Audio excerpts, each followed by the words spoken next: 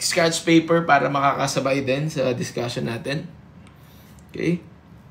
Are you ready, guys? You can start? Okay.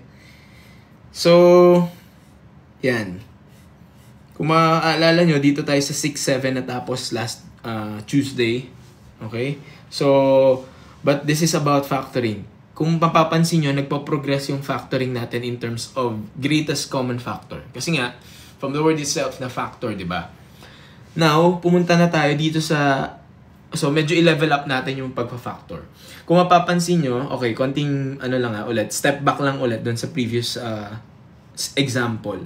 Ano yung ginawa natin dito? Halimbawa itong number 7. Kung mapapansin nyo, ang ginagawa natin dito from last time is tinignan natin yung common factor between 3 and 6. Anong common factor ng 3 and 6? Sagutan lang ulit natin to para refresher lang ng konti before we go to the factor by grouping. Ang common factor ng 3 and 6 is yung 3, di ba? And then, sabi ko sa inyo, una yung lagi yung titignan is yung numerical coefficients. That's why mag-end up ka with 3 as a common factor. Tapos, pag tinignan mo naman yung, ang susunod mo titignan is the variables. Isa-isahin natin. Dun muna tayo sa x. Pagdating dun sa x, meron kang x squared tsaka x squared. Sabi ko sa inyo, kunin nyo yung may mas mababang coefficient, which is 2x squared. So, as is na yun. Okay? Kung halimbawa nagkataon yung isa x cubed, yung isa x squared, ang kukunin mo yung x squared, yung may mas mababang exponent. Okay? And then, pagkatapos ng x, doon naman tayo sa y. Kung mapapansin nyo, may y5 tsaka y4. Ang kukunin natin yung mas mababa, which is y4. Okay? Yes, may pinakamaliit na value ng variable, sir. So ngayon, tsaka natin i-analyze. Anong ita-times ko sa 3x squared y to the 4th para maging 3x squared y to the 5? Eh, di ba yung 3x squared common na yun? Di ba? So, ano lang kailangan kong intindihin? Ano ita-times ko sa 3x squared y to the 4 para maging 3x squared y to the 5? Eh, di isang y na lang. Kaya ako nagkaroon ng y doon. Recorded, yes. I-upload natin sa YouTube later on, ha? Para ma-review nyo. So, medyo tight na yung timing natin, pero if you'll just be patient and mapanood nyo yung mga videos ulit for the replay, then better para ma-exercise yung utak nyo. Kasi at least dito sa TikTok live na ginagawa ko ngayon, nagsaselect tayo ng specific topics para na-exercise talaga. Kasi yung ibang review, I think online or let's say review center, may isa siyang exam na lang di ba? Na buong math. Tapos halo-halo na yung topics doon, tapos sasagutan nyo na lang siya isa-isa. I think that's okay kung halimbawa nagkaroon na kayo ng focused review on a per topic level. Pero pag wala, well, may mga estudyanteng kayang sumabay doon, pero yung iba, kung medyo alam nyong nahihirapan kayo, I think better na nag-step back kayo and talagang iniintindi nyo siya per topic. Okay, going back. So, ayan nga yung ita-times natin dito para maging 3x squared y5. And the next, anong ita-times ko sa 3xy squared? 3x squared y to the 4th para maging 6x squared y to the 4th. Eh, di ba dun sa 3, ang ta-times mo dyan, 2. Para maging 6, di ba? Yung dun sa x squared, wala na kasi x squared na din to eh. Sa y4, wala na din kasi y4 na yan. Essentially 1, di ba? So parang 2 times 1. So isusulat ko as 2 lang. So that's the reason why ito yung sagot. 3x squared y to the 4th times y plus 2, which is letter A. Okay? Now, pumunta tayo sa factor by grouping. Okay? Isa to sa common problems din. Pero dahil hindi siya naiintindihan ng ibang estudyante, nagkakamali ng sagot. Pero this is very basic din. Ayan, may mga nagsasagot na letter B. Let's try to understand it first. But good job kung meron na kayong sagot. Okay?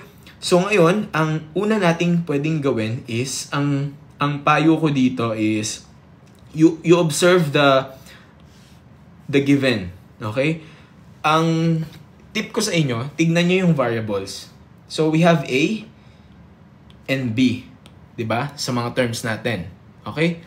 So ang gagawin lang natin is tignan nyo muna yung exponent ng A ba pababa. So mapapansin nyo A cubed, A squared, A to the 1, that's A to the 1, right? Kung wala nakasulat. And then A to the 0. Ang A to the 0 is essentially 1. Okay? 'Di ba sa natin inaral tong A to the 0? Loss of exponents, right? Okay? So ngayon, ang mangyayari is parang may A to the 0 dyan. Okay? Tapos, pagdating naman dun sa B, so yung A pababa yung exponent. Dun sa B naman, pabaliktad. Diba? parang dito sa simula, ibig sabihin dito may b to the 0 dito sa part na to. Tapos b to the 1, b to the 2, b to the 3. Okay? So, yan. Isang tip lang yan. I-observe nyo kung yung variables ay naka-arrange ng ganon. Yung isa pababa, yung isa pataas. Okay? Pagka nakita nyo na yon, I think you are good to observe kung meron kang pwedeng ilabas na common factor. So ngayon, kaya sa tinawag na by grouping, kasi i-group natin sila. So, kung mapapansin nyo, ang una nating titingnan is ito. 20a cubed minus 25a squared plus b. Parang ito yung isang group na pwede nating tignan. Okay? Tapos, yung another group is actually ito. Okay? Now, i-analyze muna natin itong 20a cubed, 25a squared, b. Sa 20 and 25, ano ang common factor? Ano ang common factor ng 20 and 25? That is 5, di ba? So, ilalabas kasi 5. Okay? Okay, good. Yan. Slowly dapat na naiintindihan natin. Ngayon, anong next natin titignan? Yung variable na a. Okay? Mula dun sa previous discussion, dun sa kanina example, anong kukunin natin? Yung a cubed ba or yung a squared? Yung a squared. Kasi yun yung mas mababa yung exponent. So, a squared. Okay? So, ibig sabihin, ang 5a squared is something na common sa 20a cubed and minus 25a squared b. Okay? Clear tayo dyan? Clear? Clear tayo dyan, no? Okay? O, may nagsabi kanina letter B, may nagsabi kanina letter A. Ngayon, may nagsasabing letter A. So, tingnan natin anong tamang sagot. Tapos, mamaya, bibigyan ko din kayo ng technique paano nyo siya sasagutan sa UPCAT kung sakaling wala na kayong enough time. But at least, tinuturo ko sa inyo ano yung proper way to solve it para at least alam nyo rin, mas confident kayo pag sinagutan nyo. Next, nailabas na natin yung 5a squared, di ba? So, anong ita-times ko sa 5a squared para maging 20a cubed? That is, ano kaya yon? 4a. Tama ba? 4a. May shortcut, i-discuss natin maya-maya. I mean, shortcut siya in the sense na kaya mo siyang sagutan dahil nga multiple choice siya. Pero ipakita muna natin yung solution. So, 4a. Tama? Next, ano ita-times ko sa 5a squared para maging negative 25a squared b? Ano ita-times ko? Ano ita-times ko sa 5a squared para maging negative 25a squared b? Since 5 ito, and gusto ko siyang maging negative 25, dapat may negative 5 din, di ba? Okay? Tapos, dahil a squared na yon, a squared na to, times 1 lang yon, di-disregard ko na lang. Eh, kailangan ko ng b. Eh, wala namang b dito sa 5a squared. So, lalagyan ko to ng b. Okay? So, negative 5b yung isasama natin. May nagtanong, bakit daw naging 4a? Intindihin mo lang, anong kailangan mong i-times sa 5a squared para maging 20a cubed?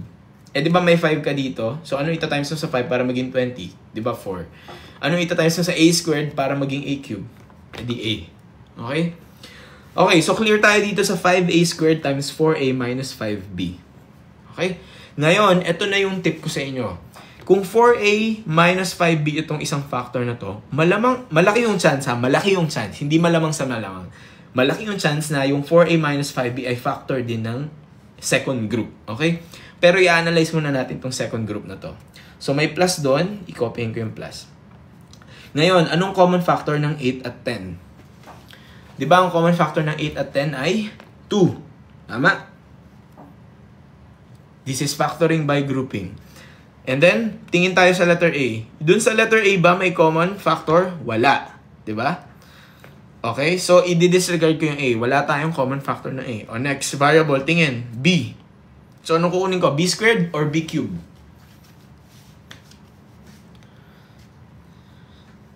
B squared or B cubed? B squared. Okay? Okay? May mga nagsasagot B squared. Yan. Mas okay sa akin na nilalagay nyo rin sa comment yung sagot nyo para at least gets ko na naintindihan nyo din siya. So, B squared. Ngayon, i-apply na ulit natin yung ginawa natin dun sa kaninang discussion. Anong ita-times ko sa 2b squared para maging, burahin ko lang tanong konti para hindi masyadong madumi tignan. Anong ita-times ko sa 2b squared para maging 8ab squared? Kailangan ko ng 4a. Tama ba? Kasi may 2 na ako dito, times ko sa 4 para maging 8. Yung A, kailangan ko talaga nun. Kasi dito sa 2b squared, walang A, pero kailangan ko ng A. Tapos yung b squared, ayun na yun. So, hindi ko na kailangan mag-add ng additional b. Next. Tingnan nyo dun sa kaninang lumabas na 4a minus 5b, tingnan nyo, nagsimula din sa 4a. Ito yung sinasabi ko na malamang sa malamang, yung 4a minus 5b ay factor din nitong kabilang group. Okay? Pero i-expand lang natin. Next, anong kailangan kong i-times sa 2b squared para maging negative 10b cubed? So, 2 para maging negative 10 is negative 5. Tama? May b squared ka na, kailangan kong maging b cubed. Ilang b na lang kailangan ko? Isa. Okay? Now, tignan nyo siya. Ito na yung sinasabi ko. Tignan nyo 4a minus 5b, 4a minus 5b. So, common yung 4a minus 5b. So, ngayon, ito medyo nag-level up na siya. Ang common factor mo is, binomial na siya. So, ibig sabihin, ang gagawin ko, yung 4a minus 5b, ilalabas ko siya as a common factor ng buong ito. Okay? Tapos, itong natira, 5a squared, tsaka 2b squared, 5a squared, tsaka 2b squared, pagdudugtungin ko sila. 5a squared plus 2b squared. So, ngayon, anong sagot? Ayan, linisin na yung natin. Linisin natin. Alin dyan yun? Letter plus 2b, 5a squared plus 2b squared, 4a minus 5. Letter A. Okay? Naintindihan ba yung factoring by grouping? Di ba? So, hinimay mo muna siya as in a per group. Tapos, in-apply yung ginawa natin dito sa simplihan pa lang kanina. Tapos, ang finactor out mo na is yung mismong binomial. Di ba? Tapos, pinagdugtong mo yung dalawang natira. So, medyo mahaba yung solution kapag ina-analyze mo siya. Okay? Ngayon, here's my tip kapag nasa multiple choice na exam ka. Kung ayaw mong gawin yon. So, number 1, advisable pa rin na gawin nyo yung ganong method kung mabilis na kayo mag-factor. Pero number 2, kung halimbawa na nataranta kayo, sir, paano ko ito i-factor? Eh di ang gawin nyo, mag-trial and error kayo. Ito yung TAE, sabi nila. Trial and error, i-check nyo one by one yung mga options. Anong gagawin mo lang sa trial and error? Eh di, i-distribute mo yan isa-isa. Siguro naman marunong mag-FOIL. FOIL method, di ba? Correct. FOIL, sir. So, ang gagawin mo, i-distribute mo na siya isa-isa. So, ano ba yung mga... Ang tip ko sa inyo, kasi dito sa letter A, alam natin, ito na yung tamang sagot eh. Halimbawa lang punta tayo sa letter C. Ito yung tip ko sa inyo. Tignan nyo, pag pinansin nyo yung 5a squared times 4a, anong sagot niyan? 20a cubed. Tama? Pero pag pinansin, so ito, ibig sabihin yan yung initial term. Pero pag pinansin mo tong 2b minus 5b, anong sagot niyan? Negative 10b squared. Diba? Eh, ano ba yung hinahanap mo? Negative 10b cubed. So, yun yung magsasabi sa akin na, mukhang mali yung letter C. Nagigets nyo? So, ganito kayo pwedeng mag-process of, guessing or elimination. Diba? So, hindi nyo alam yung tamang way ng pag-factoring by grouping, pero may way pa rin kayo to validate kung tama ba yung sagot o hindi. Naiintindihan nyo yung ganung technique? Yan ang pwede kong ma-advise na technique sa inyo kung hindi nyo maaalala yung factoring by grouping. Di ba? And then letter B. Halimbawa ito letter B. Tignan nyo. 5a squared times 4a, that is 20a cubed. Okay? Okay, fine. Tama pa rin siya. Doon sa dulo, negative 2b squared times 5b, this is negative 10b cubed. Ayun, tumama siya. So, may chance na pwedeng tumama yung letter B. Okay? So, ino-note ko na pwedeng tama yung B. Pero, so, ang gagawin ko dyan, kung ako sa inyo, halimbawa, hindi ko pa sure, imamark ko lang si B na posibleng sagot.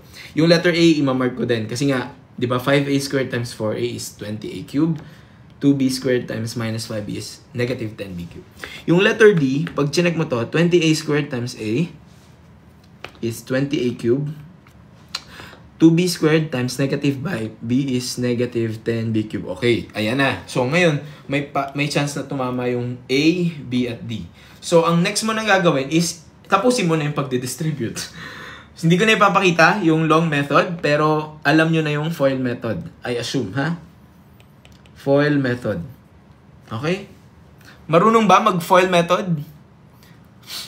Yung first and last term, ginawa ko lang yun para mas mapadali. Pero, ang another option nyo is gawin nyo yung FOIL sa bawat options. Okay? Ayun. So, ayun ang tip ko kung hindi nyo masasagutan ng normal. Okay? But again, best pa rin kung alam nyo kung paano siya iba-by grouping.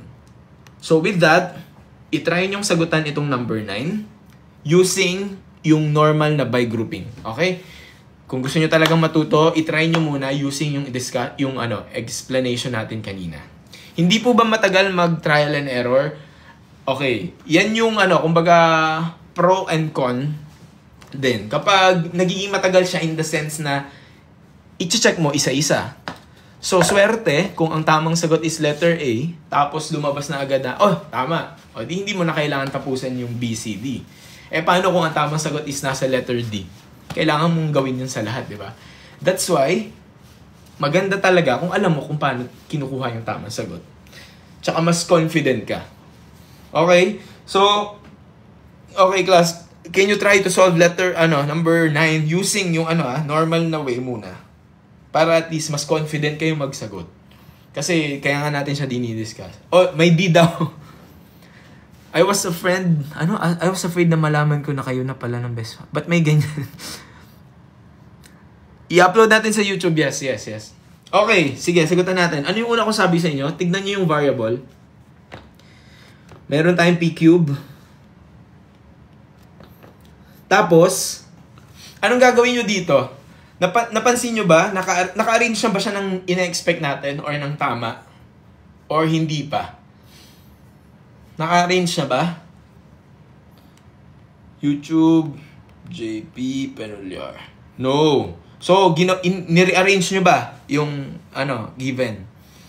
Di ba sabi ko sa inyo, una nyo i-observe is yung pagkakasunod-sunod. Okay? So, ang gagawin natin para ma-apply natin yung sinolve natin kanina is i-rearrange natin siya ng tama. So, paano ko siya i-rearrange? 2p cube plus 2p squared q plus, anong kasunod? O, di ba? 3, 2, p to the 1. Alin dyan ang p to the 1? Di ba ito? 7pq squared. Wow. Plus 7q cube. Naintindihan ba yung Naintindihan ba yung pagre-rearrange? Yes? Yes.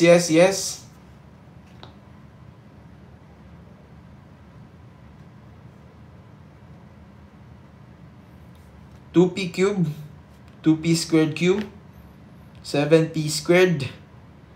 So, 7pq squared plus 7q cube. Paano mag-rearrange? Teka, 3, 2, 1. Tama naman Tama. Okay, ulit Ang step 1 natin lagi kapag factoring by grouping i-make sure na in descending order yung isang letter. Yung unang letter. Halimbawa ito, p cube. Hanapin nyo yung may p squared. Nasaan ang p squared? Ito, di ba? So, dapat magkasunod sila. 2p cube plus 2p squared cube. Nagets ba yun? Tapos, anong pagkatapos ng p squared? Dapat p to the 1. Alin dyan ang p to the 1? Ito. Tama? Yung may invisible yan na 1, di ba? P to the 1. Tama? So, isusunod ko yun. Plus 7p to the 1, pero hindi ko nasusulat yung 1, q squared. Okay? And then next, p to the 0. Alin dyan ang p to the 0? Di yung walang p. Kasi ang ibig sabihin ng p to the 0 ay, anong equivalent ng p to the 0? Base sa ating laws of exponents, anong equivalent ng p to the 0? 1. Okay, good. So ngayon, idudugtong ko na yung 7q cubed. And ito pa yung isa kong tip sa inyo. So nakita nyo yung p, 3, 2, 1, 0. Pag napansin nyo naman yung q, pabaliktad. Nandito naman siya sa rightmost. 3, 2, 1, 0. Okay? And isa ko pang tip is, mapapansin nyo, di ba mag-group na tayo, left, right. Dapat may mapansin kayong common. So, dito pa lang sa first two terms, anong napapansin yung common factor dyan? Yung number 2. Dito sa kanan, yung number 7. So, ganun. Pero, kapag halimbawa, hindi nyo ni-rearrange yan, pansinin nyo tong original given. Pansinin nyo yung original given. Halimbawa, basta-basta kayo nag-group nitong 2p cube tsaka 7q cube. May makukuha ba kayong common factor sa 2p cube at 7q cube? Yes or no? Meron or wala? Wala. Kaya, hindi magme-make sense ang grouping by factor. Naintindihan ba? Naintindihan? Step number 1, make sure na naka-arrange ng tama. Step number 2, ang cue sa inyo or ang hint sa inyo na, tama na yung ginagawa ko is dapat merong common factor dun sa first two terms. Meron ding common factor sa third and fourth term. Kapag wala kayo nakitang ganon, ibig sabihin, kailangan nyong mag-rearrange. Okay? So, I assume gets yung principle ng pag-rearrange. Next, tingin na tayo dito sa 2p cube plus 2p squared q. Anong common factor dito? Dun sa 2 muna. Anong common sa 2? Yung 2 na mismo. So, isusulat ko na si 2. Tama? Dun tayo sa p cube. Dun tayo sa p. Meron kang p cube, meron kang p squared. Anong kukunin ko? Oops, may nagsagot ng p. Okay, 2p squared. Tama? Okay? Ngayon, yung q ba? Isasama ko ba yung q as a common factor? Yes or no?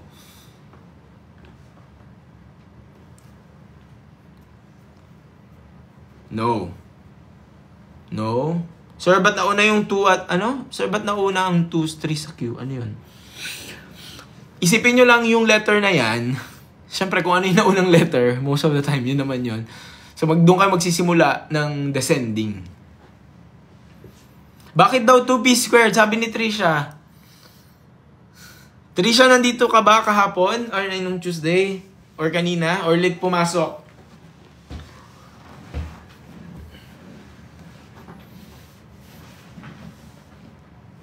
Bakit daw 2p squared?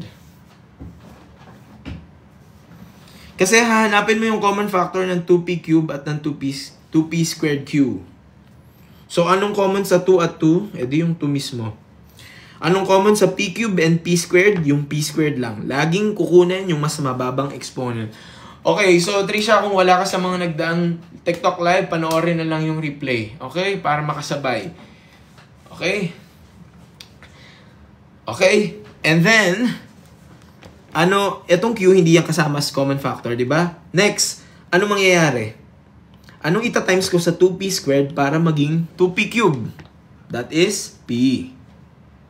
Tama? Anong ita-times ko sa 2p squared para maging 2p squared q?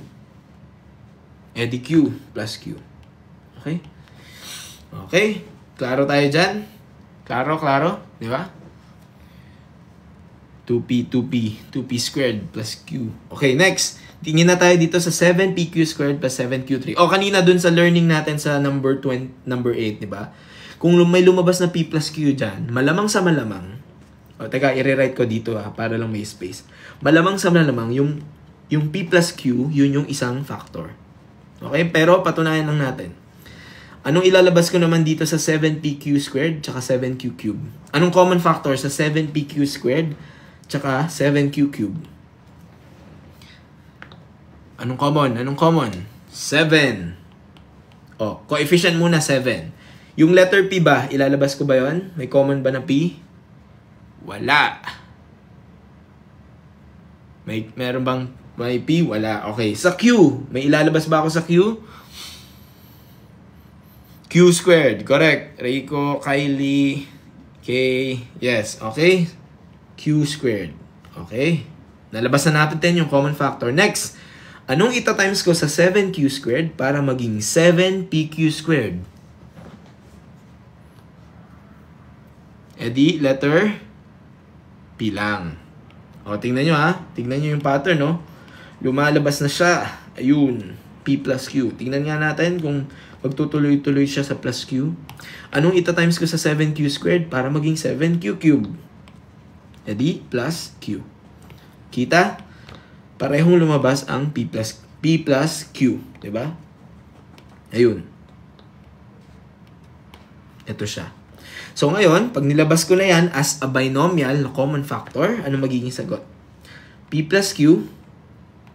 Tapos ano sabi ko? Pag dudugtungin nyo lang itong dalawang to. 2P squared plus 7Q squared. So, ibig sabihin, ngayon, posibleng magkabaliktad lang yung pagkakasulat, pero it should be the same value. Anong sagot natin?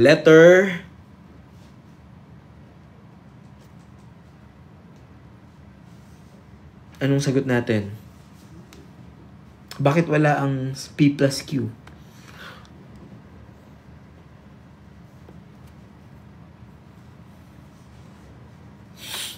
Bakit hindi natin mahanap ang P plus Q? 2P squared plus 7Q. Okay, mukhang mali itong answer sheet nila. Wala yung P plus Q tsaka 2P squared plus 7Q. Okay? Pero confident tayo na ito yung tamang sagot. None of the above. Okay, bonus. Okay, ngayon, paano pag halimbawa sa UPCAT, may nagkaroon ng ganyan? Posibleng mangyari yan eh. Hindi lumabas. Parang tama naman yung ginawa mo, pero hindi mo makita yung tamang sagot. That's possible. Okay? Anong gagawin nyo? Anong gagawin nyo pag ganun? So, pag ganun, ang gawin nyo, humanap na lang kayo ng pinakamalapit. Okay? Or mag-letter B or letter C na lang kayo. Actually, leave it lang, okay lang din siguro. Kasi wala siyang effect sa score nyo. Okay? Ayan. So, may mga ganyang instance. But ito yung tamang sagot. Okay? I think confident naman tayo dito dahil pag ito'y finactor out natin, then, kapag dinistribute mo yan, dapat lalabas yung tamang sagot. Okay? Teka, try nga nating paglaruan lang ng konti, ha? Pero dapat, yun na siya. Pag pinaglaruan natin ng konti, 2P cube plus... Wala talagang way na pagsamahin mo yung 2 at 7. Okay? So... Okay, mag-a-arrive pa rin tayo sa ganyan sagot. Okay, so wala yung tamang sagot sa multiple choice na ito. So, pag ganoon, either bahala na kayong dumiskarte kung leave blank nyo or mag-B or C kayo. Ako, ang gagawin ko, kung tatanungin nyo ako, magle-letter C ako. Si Jesus na ba? Hindi ba mama-minus if leave blank? Walang impact sa score kapag naka-leave blank. Pero kapag mali kayo, minus 1/4. Okay? Okay, let's move on to the next question. Is it possible to factor the expression 19x to the 10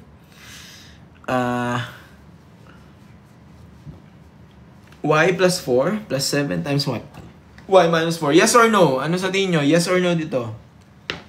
Nakikita nyo ba to? May common factor ba yan?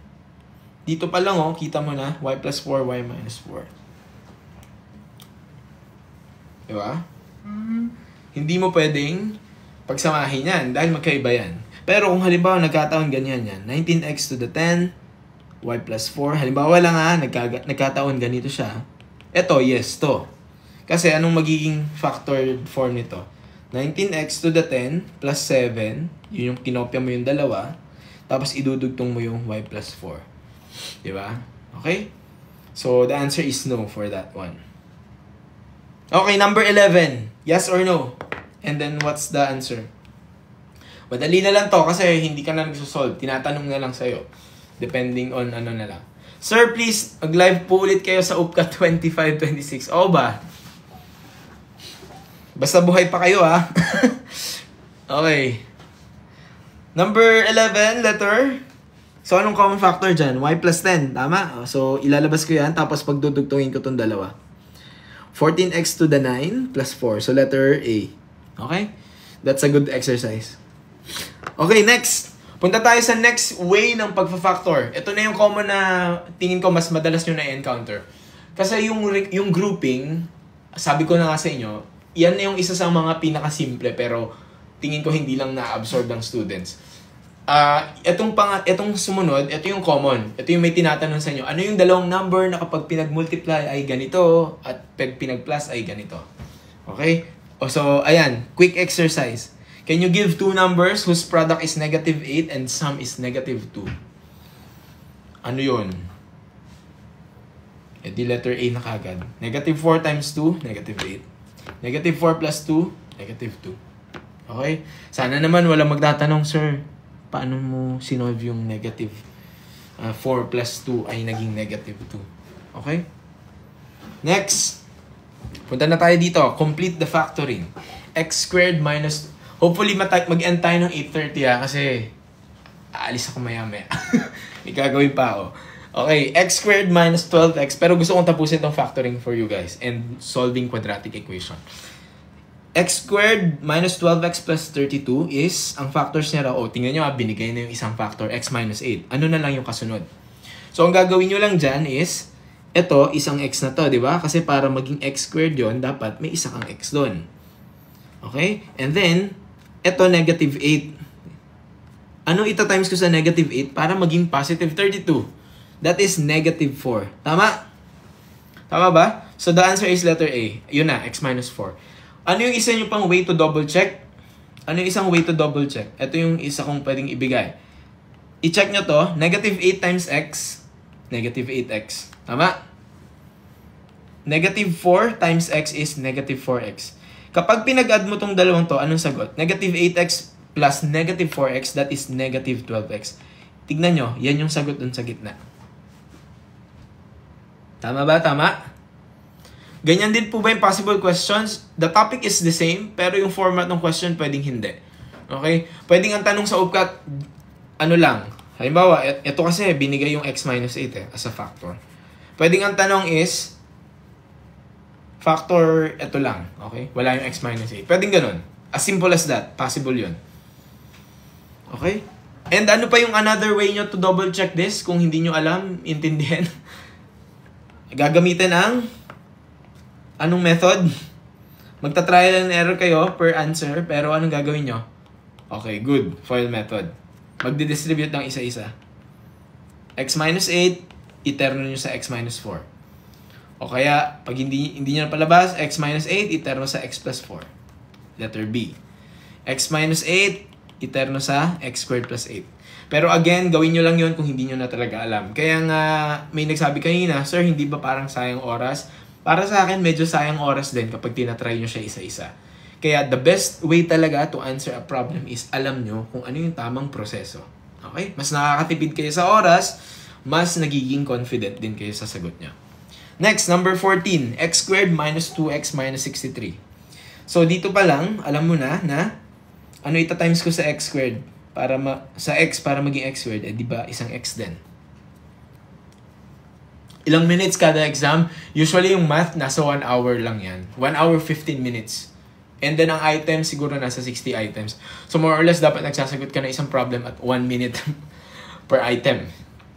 Okay, next. Kung meron kang negative 9 dito, anong ita-times ko sa negative 9 para maging negative 63? Positive 7. Di ba? So, x plus 7 ang magiging sagot. Letter C. Ngayon, double check natin kung tama. Ano yung sabi ko kanina? Para mag-double check, check natin yung middle term. Paano? I-times nyo to. Negative 9 times x, negative 9x. I-times yung nasa labas. X times 7 is positive 7x. Tapos, i-add nyo tong dalawang to. What is negative 9x plus 7x? That is negative 2x. Which is, ayun, middle term. Which will prove na tama yung sagot nyo. Okay? So, the answer is letter x plus 7, letter C. Clear? Clear? Di pa ako nag-dinner. Nako, kumain na kayo. Ako din, di pa. Maya-maya kakain na din ako. Okay, number 15. Okay, ito na, number 15. Tignan nyo yung number 15. Ito na yung sinasabing factor completely. Hindi na siya guided tulad nitong 13 and 14. Can you try answering this? Again, ang goal nyo lang dito is, pag FOIL method mo yan, lalabas itong 15. So, actually, kayang-kaya yung lusutan ang factoring. Maging patient lang kayo kung hindi nyo alam yung tamang way. Pero ang dali-dali naman yung i-analyze, di ba? Number 15, what's the answer? O may nagsasabi letter B. Ibigay ko yung kopya ng PDF nito. This is not my PDF ha. Ibibigay ko lang din yung source. Kasi available naman siya online. So, I assume walang problema na gamitin yung material. Okay? Letter B daw. Check natin. S times S is S squared. Okay, fine. Correct? 3 times 2, 6. Okay, so tama yung first term and second term. Third term. Check natin yung gitna. 3 times S is 3S.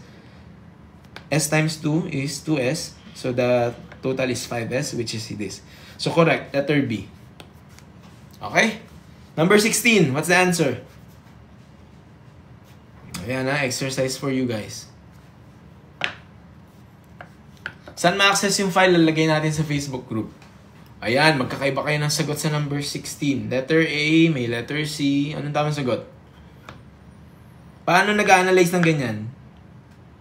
Ang gawin nyo, magsulat kayo ng ganitong parenthesis. This is x squared, so x times x. This is negative 54. Isip ka ng dalawang number na kapag pinag-multiply ay negative 54, pero pag pinag-add ay negative 1. Yun yung reason kaya tayo nagganito kanina sa number 12. Ano yon? Try natin negative 9. Actually, pwede yung trial and error to. Negative 9 times positive 6 is negative 54. Pero pag pinag-add mo yung negative 9 tsaka positive 6, hindi naman yung negative 1, di ba? So, paano yun? Anong sagot dyan?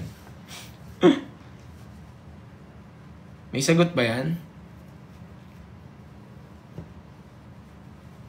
Anong sagot? Letter D. Wala ka nang makuhang sagot. Hindi mo na siya ma-factor out. Ibig sabihin, prime na na siya. Factor na siya. Okay? There's no way na mag-land ka with a factor, di ba? Na two numbers na ang product is negative 54 and the sum is negative 1. Okay? Gets? Number 17, what's the answer? 17, can you try this? 17. Wow, ang bibilis sumagot ha. Sana sa exam ganun din ha. Pero good job kayo kung ganyan kayo kabilis magsagot. Letter D daw. Tama ba yung D? Check nga natin. U times U is U squared. Fine. Negative 2 times negative 7 is positive 14. Okay. Then check natin yung middle term. Negative 2 times U is negative 2U. Negative 7 times U is negative 7U. Pag pinag-add, this is negative 9U. Check natin. Ayun, negative 9U. Okay, so the answer is letter D. Okay? So far, clear ba ang factoring? Clear ba so far? I think itong 18 to 21, we can use this as an exercise. Para lang at least more. And then, pwede tayo mag-proceed with the, tignan nga natin yung ibang mga questions pa. Okay, I think repetitive na yung iba. But I think it's very clear. Okay, meron lang ito, medyo konting challenge lang. Pero ganito ang, paano ba? Paano kung i-apply nyo yung learning kanina? Try nyo sagutan yung number 21. Paano nyo? Po-post ba sa YouTube? Yes, post natin sa YouTube. Paano nyo sasagutan yung 21? Can you answer 21, guys? May record, yes, naka-record to, tapos ilagay natin sa YouTube. Okay. Try natin i-finish by 8:30 para at least hindi naman kayo masyadong pagod. Letter C daw? Anong pwede yung unang ma-observe dito? Common yung M plus N. Tama? So, ilalabas ko yung M plus N as one binomial factor. And then, ano yung principle kanina? Pinagdudugtong nyo yung, di ba? Yung mga natira. So, anong gagawin ko? B squared plus B plus 8. Okay? Yan. Ito yung common na, dapat yung i-check. Halimbawa, anong tawag dito sa term na to? This is binomial. This is trinomial. Paminsan, may mga scenario na yung trinomial is kailangan pa ulit i-factor. Okay? Kung ito may factor pa, then i-factor out nyo pa siya. Pero kung wala na, then that's it. Tingin nyo ba, may factor pa ang b squared plus b plus 8? Meron pa ba yan? Diba? Kung halimbawa i-analyze natin yan, parang ganito yan. bb, then plus 4, plus 2. Pero, hindi niya masasatisfy yung middle term. So, mali. Ano pwede kong gawin? Try pa ako na isa pa. Para lang ma-check natin, b plus 8, tsaka b plus 1, which is obviously wrong din. Hindi niyan masasatisfy yung plus b doon. So, wala na. Correct. Tama yung sagot nyo. Wala na. So, the answer is letter C. Okay? Good, good. Clear tayo dyan? Okay, so I think this one is almost the same. Okay, eto. Medyo malilito lang kayo dahil iba yung hindi na magkakasunod yung variables. Pero, can you try answering number 25? 25. Another exercise. 25.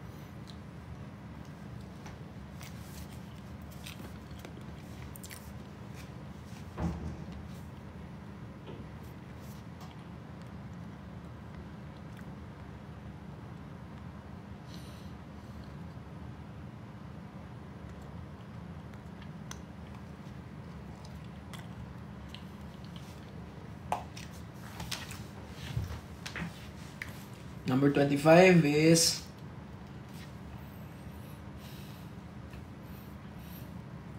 yung mga nag-aabang sa YouTube. Sorry kaya ako na mag-upload.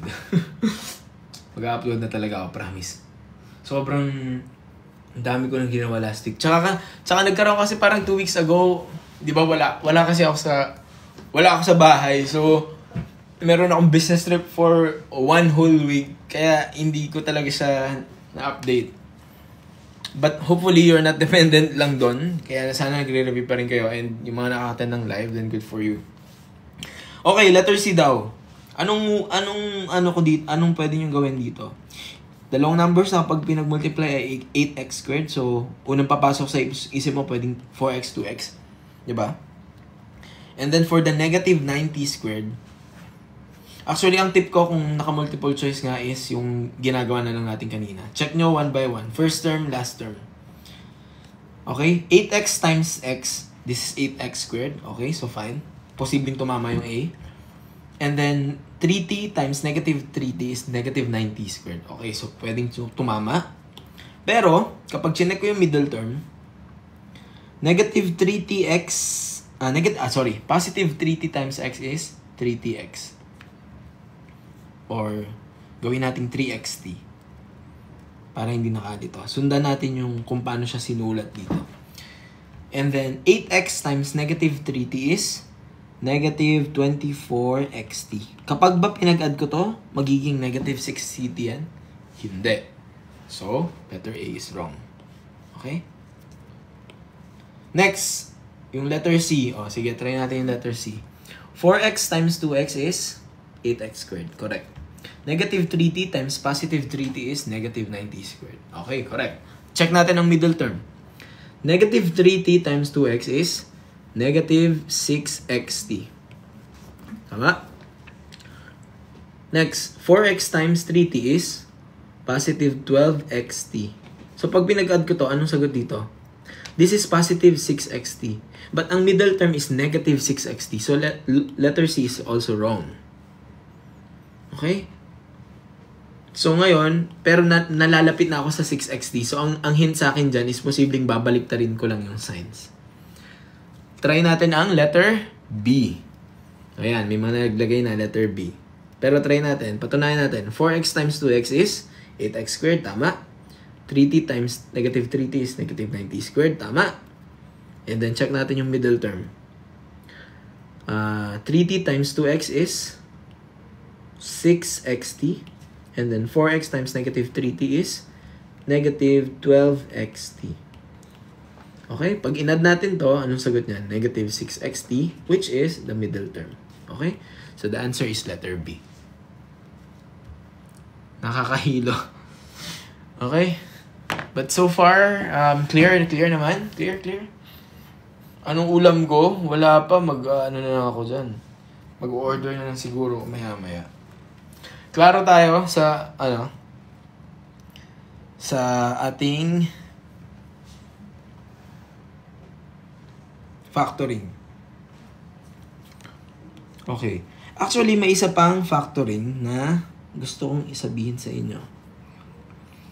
Yung common din. Parang wala siya dito.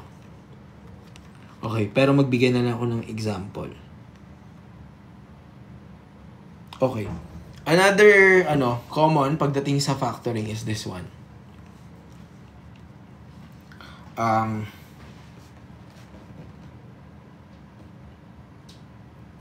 It's called difference of two squares. Okay? Mukhang wala dun sa example na yun, pero discuss pa rin natin. Difference of two squares, minsan may mga libro nakalagay DOTS. Okay? Yung ibang high school, senior high teacher na wala tinuturo. Okay, so ano yung difference of two squares? So halimbawa, meron kayong nakitang ganito. X squared minus 4. This is a very popular na example. Ang x squared minus 4 squared, katumbas lang yan ng x squared minus 2 squared. Tama ba? Kasi yung 4, katumbas yan ng 2 squared. Diba?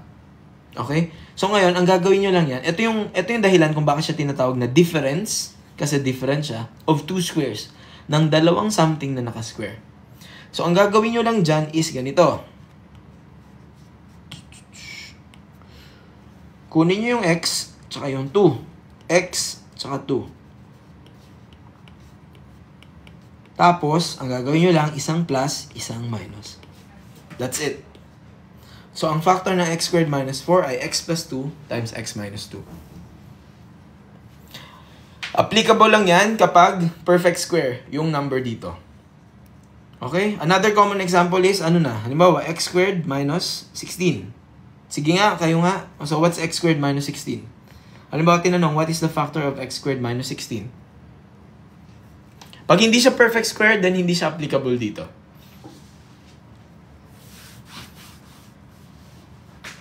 Okay? So, what is x squared minus 16? Ano magiging factor nito? Anong factors nito? So, this is x plus 4, tsaka x minus 4. Okay? Sir, di pa ako na-accept sa group. Sorry, accept ko mamaya. Ganyan lang. So, ano pang possible variation nito? 4x squared. Halimbawa, 4x squared minus 16. Sige nga, ito, kung 4x squared minus 16 siya, anong mangyayari? Yung 4x squared, katumbas kasi ito ng 2x na naka-square. Tama? Tapos yung 16, ayan ay 4 na naka-square. So, kapag kinuha mo yung factors yan, ang gagawin mo naman, kukunin mo yung 2x, tsaka yung 4. Tapos, isang plus, isang minus. Kuha ba? Although, ito pala, kung papansin niyo may common factor pa nga ito eh. Ang another route nito, actually hindi pa ito final factor kasi may 2 and 4 may common factor yan. Ang pwede mong gawin, ilabas mo yung 4 dito. So magkakaroon ka ng 4 times x squared minus 4. Yan. Tapos, kopya yung 4. Itong x squared minus 4, anong factor yan? X plus 2, x minus 2. Yan. Ito yung complete factor completely niyan. Okay. Clear sa atin ang factoring.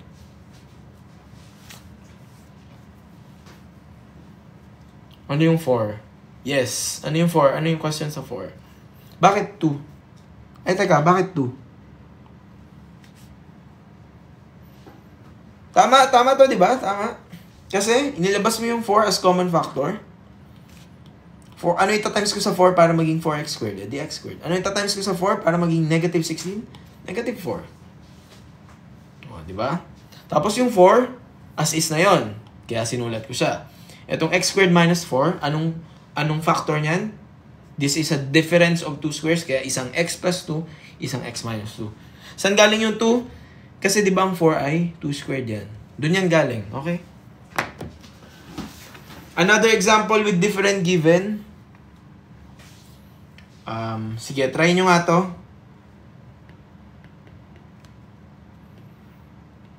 Sige nga, try nyo to. Factor completely. Oh, another example 9x squared minus 49.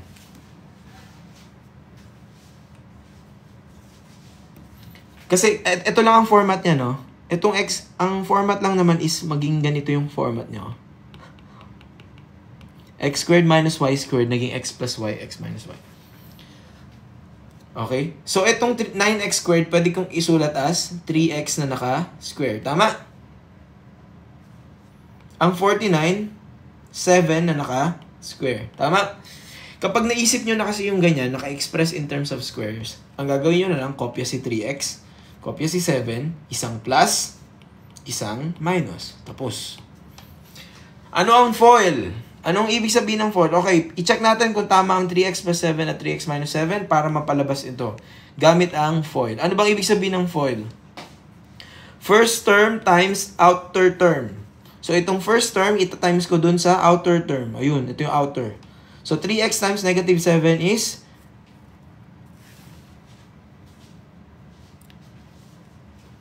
ano yung 3x times 7? Negative 7. Negative 21x. Tapos, outer, ano yung sumunod? Ano yung kasunod?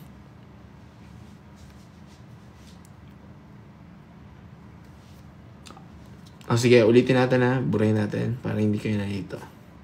Ito yung mas madaling, para mas madaling intindihan, ang gawin nyo lang ganito. Itaterm nyo lang to dito sa una, dito sa pangalawa, tapos ito, dito, tsaka dito. Ganun lang naman yun. So, 3x times 3x is 9x squared. Tama? 3x times negative 7x, times negative 7 is negative 21x. Okay? Next is, 7 times 3x is positive 21x. And then, 7 times negative 7 is negative 49. And then, mapapansin mo, ito, negative 21, positive 21. Cancel na yan. Kaya, matitira ka with 9x squared minus 49. That's how you do the FOIL. So, para sa akin, ang gawin nyo na lang, itong first term, i-times nyo dun sa, dito sa una, tapos yung pangalawa. Tapos second term, sa una, sa pangalawa. Tinaterno-terno nyo lang siya. Applicable ba sa lahat? Yes, yung FOIL method. May mas natuto pa sa TikTok, okay. Good job. 2 minutes left, sir. Paano pag di nagturo yung teacher nyo nung high school? Okay? So, for tonight, itatapusin na natin itong factoring, which is ito. Okay? Yun lang yung target natin for tonight. And then, sa next live, ang susolve natin is solving linear equation tsaka quadratic equation.